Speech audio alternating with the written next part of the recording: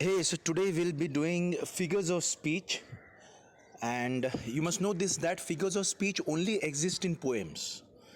Okay, it comes for 1 or 2 marks in your exams. Now, if you want to understand what exactly do you mean by figures of speech, it's a combination of words which has separate meaning from its literal definition. You know, if you look at any poem, if you read any poem, you'll find out that most of the proses and the sentences use figurative languages. It's a rhetorical sentence, like intentional deviation from ordinary language. So it is about figures of speech. Like there are so many figures of speech we have, like inversion, metaphor, personification, hyperbole. So I'll be covering all of these figures of speech in some sessions. Okay, so today will be the first session, and I'll be covering a couple of figures of speech today. Okay, in this lecture, the first I'll cover is inversion. Look at this inversion.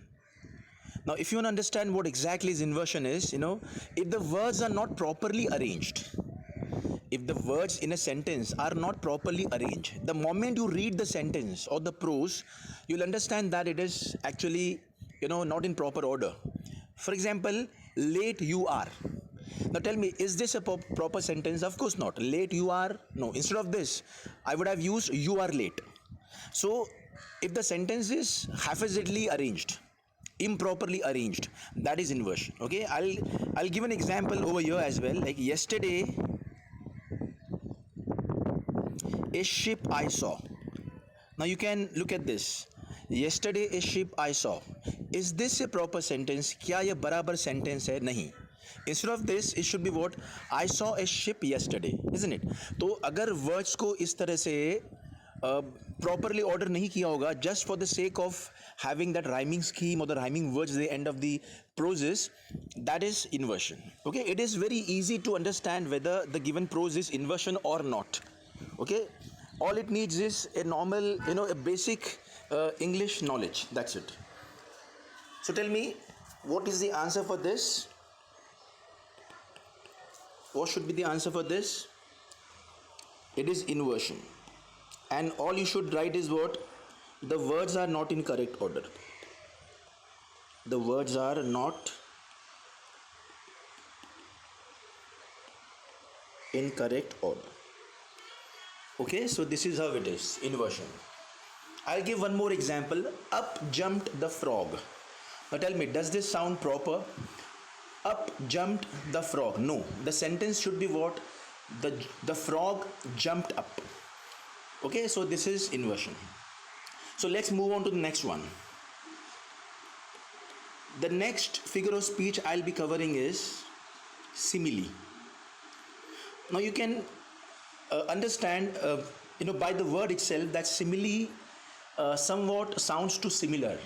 So if the words are compared, if there is some similarity made in any given prose, okay, you will find the words such as and like. Words will be compared using these, as and like, these words like as and like. For example, if I say, I'm so thirsty that my throat is as dry as a bone. So I'm comparing my throat with bone, as dry as bone. That is simile. Okay. So without confusing you any further, let me show you an example. You are as brave as a lion. Now tell me, what is this? You can see that we have compared the person with lion. His bravery is like compared with the lion's bravery, isn't it? So there is a similarity which is being made in this prose, using the words like as. Okay, look at these words, as. So any of these words, like or as, if they are used to compare the words, then that is simile. Okay, answer is simile. What you should write is words are compared.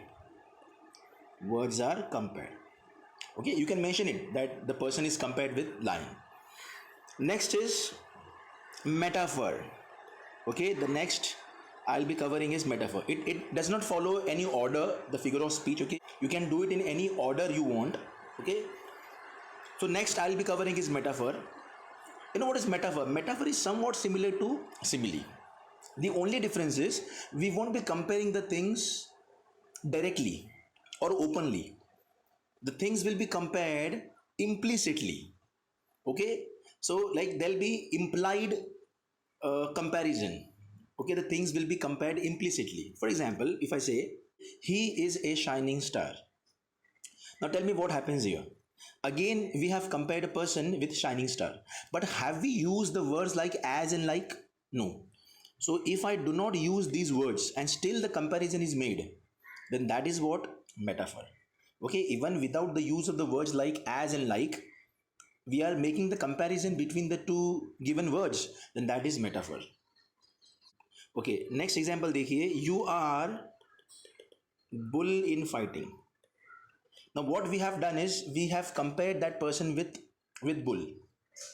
Okay, and the quality that is there is fighting. So like we are comparing you, I mean the person with bull. So you are bull in fighting, but did we use as and like? No. So this is metaphor.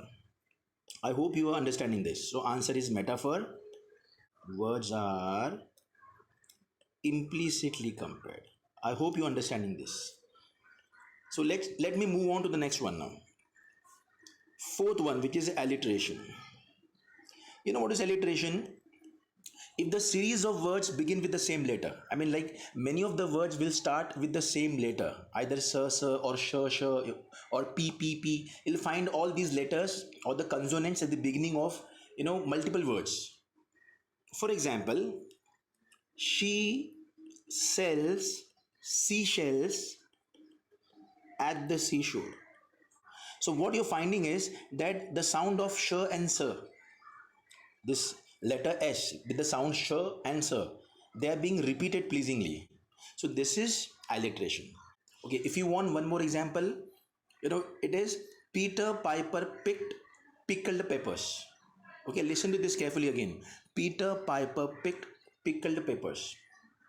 So the sound of P is like being repeated again and again. So that is alliteration. Okay, and what are you supposed to write in exams is alliteration.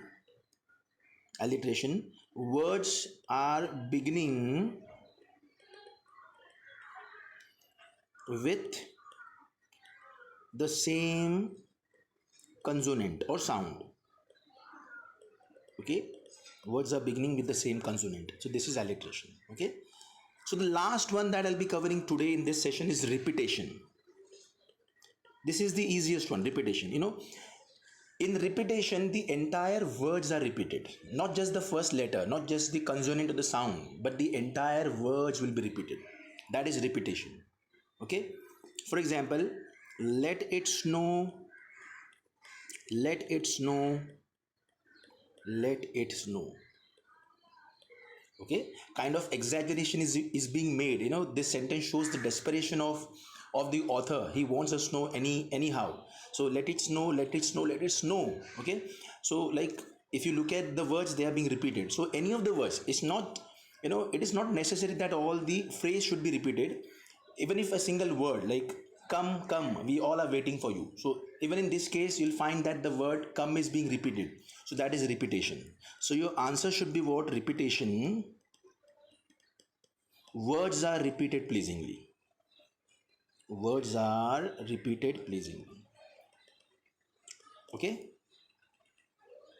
Words are repeated pleasingly. So I hope you understood this. Okay, so I covered 5 such figures of speech which are also very important for your exams.